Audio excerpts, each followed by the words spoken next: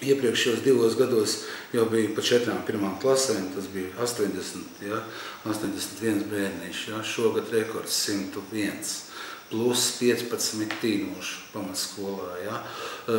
Šis Ikšķilas vidusskolas formāts ir 650 skolēni būs patreiz.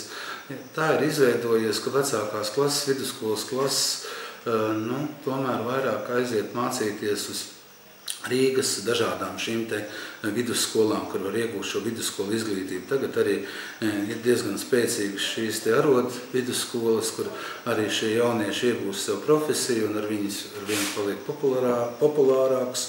Mūsu novadā arī atrodas Ogres valsts tehnikums, ko gribētu atkal saukt par Ikšķilas valsts tehnikumu. Ja. Bet visur tā Ogra mums tur pa vidu. Ja. Bet ļoti forši kolēģi ir.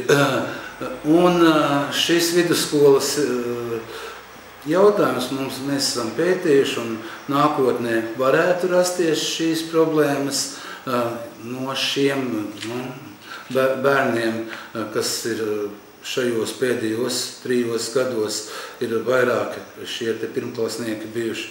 Bet mums ir iespēja vēl esošo vidusskolu rekonstruēt un papildināt ar telpām. Un šogad arī tiek veikta izpēte, izpildu direktors jau ir uzsācis darbus, un es domāju, ka mēs jau arī šogad izsludināsim iepirkumu uz šo te tehniskā projekta izstrādi.